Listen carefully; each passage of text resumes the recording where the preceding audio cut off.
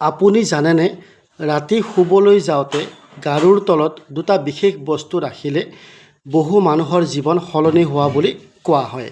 টকাৰ অভাৱ কমে, ঘৰৰ ধন আগমন বাঢ়ে, মন অশান্তি দূৰ হয় আৰু বহুদিনৰ ইচ্ছাবোৰ ধীৰে ধীৰে পূৰ্ণ হ'বলৈ আৰম্ভ হয়।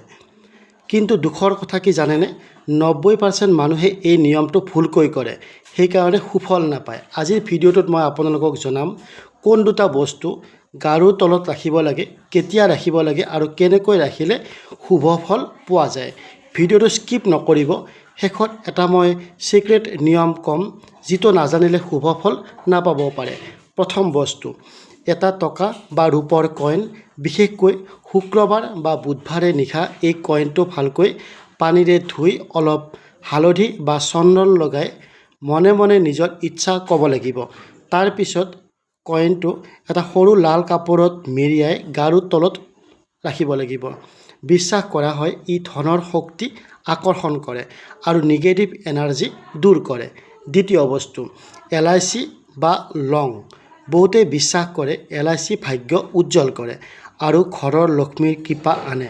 বিশেষকৈ যদি আপুনি টকাৰ সমস্যা, ঋণ বা কামত বাধা পাই আছে, তেন্তে দুটা এলাইচি বা দুটা লং এখন সৰু কাগজত মেৰিয়াই গাৰুৰ তলত ৰাখিব।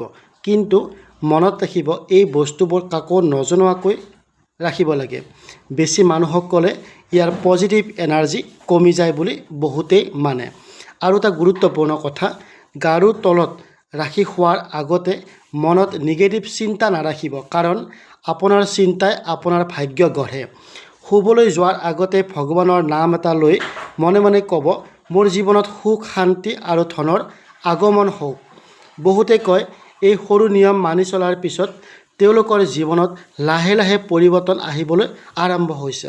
কিন্তু মনত ৰাখিব, কেৱল এই বস্তু ৰাখিলেই নহ'ব, পৰিশ্ৰম, ভাল চিন্তা আৰু সৎ কামো কৰাটো দৰকাৰ। বিশ্বাস থাকিলে শক্তি আহে আৰু শক্তিয়ে ভাগ্য সলায়। ভিডিঅ'টো ভাল লাগিলে ফ'ল' কৰিব আৰু পৰৱৰ্তী ভিডিঅ'সমূহ